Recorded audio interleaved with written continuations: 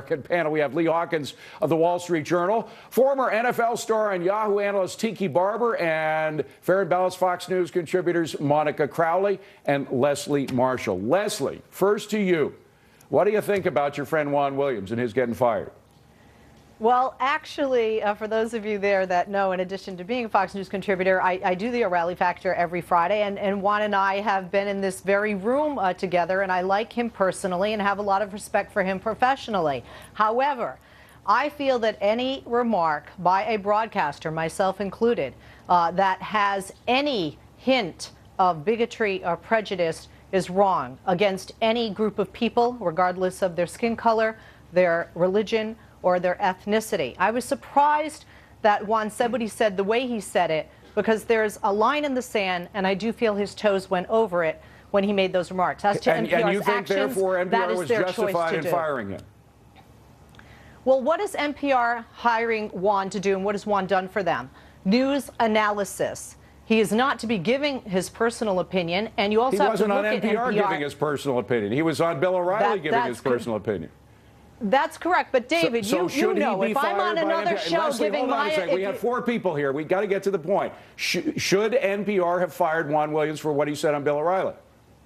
Based on the contract they had with Juan Williams, which I obviously am not privy to, I feel they were within their rights. Well, if you're not privy to, then you don't know whether they were in their rights. Monica? This is completely outrageous, and anybody who treasures the First Amendment in this country should be outraged as to what just happened to Juan Williams. It's absurd. He went on the O'Reilly Factor. He made a statement of fact about his personal experience. And by the way, he got fired for telling the truth. After 9/11, where Muslim fanatics left 3,000 dead Americans in the street, he made a statement about his personal feeling, where I would say about 99% of all Americans share that feeling. Okay, well, that's irrelevant. Hold on. I want to get another opinion. No, because I want to go on and focus on whether NPR... You're missing my point about the First Amendment. This is an incredibly chilling effect It's not on I don't want to anybody. talk about the First Amendment right now. I want to talk about NPR and whether it was within its legal rights to fire Juan Williams. What do you think?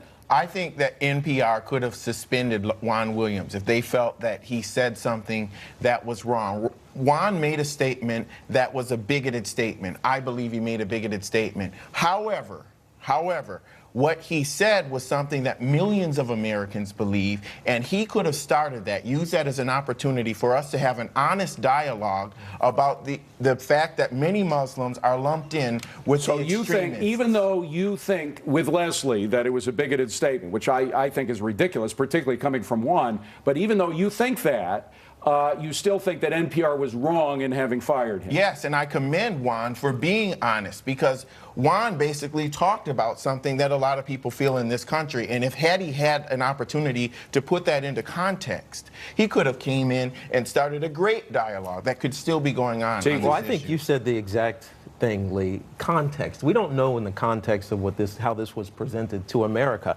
NPR absolutely has the right to fire Juan Williams.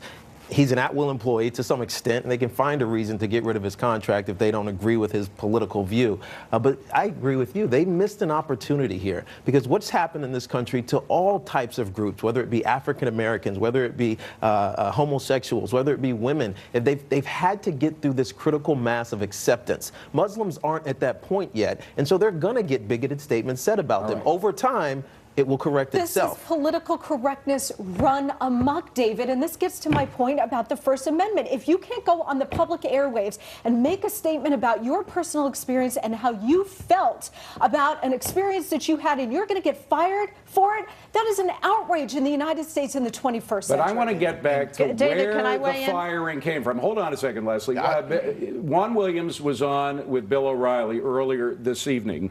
They did a pre-tape. Let's play a little bit of that and then get the reaction because of what might be going on behind the scenes in his firing. Roll the tape on that. You didn't hear anything for 36 hours. Nothing. In fact, you know what that tells me? What? Somebody put heat on him. Oh, yeah, without a doubt. Because if they had heard it and there had been so much outrage, you would have heard Tuesday morning. Oh, I would have heard that night. So, Monica, the question is, who was behind the firing? What is going on here? The woman that actually did the firing, by the way, is an executive VP called Ellen Weiss. The CEO is Vivian Schiller.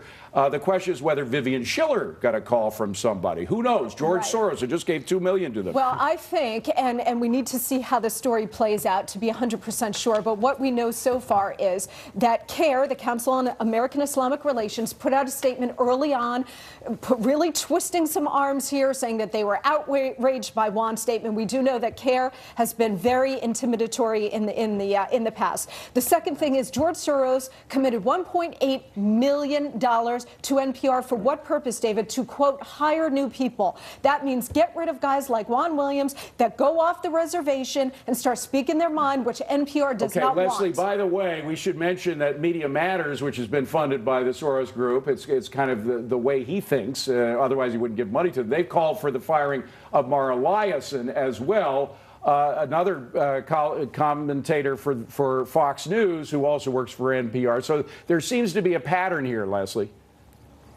Well, you know, this is the thing, David. I have not been on this panel asked about Rick Sanchez making or alluding to anti-Semitic remarks. Everybody's flipping out, and this was because it was against Muslims. A couple of the gentlemen on the panel, I think, have rightly identified one of the problems, which is we do need to have a dialogue. But getting back to who's behind this, and I don't feel CARE is, honestly, I don't think CARE has the power with NPR to do that. I believe it is the people. Leslie. For example, if the people, Monica, if the people, come on, guys, you know, come on. If I got on here tomorrow and said that I hated Mr. Murdoch, which I don't, I love him, I would be history. I would be history. Come on, Monica. Quick last word from Leslie. The personal contributors. We are not wanting to be associated with a commentator that is on Fox News, and this was a big part of it here. They've been talking to Juan about this. This was about Fox News. People inside the organization say that they didn't want to be associated with him anymore. All right, it's got to be the last word. Now, if you missed my kicking off monologue,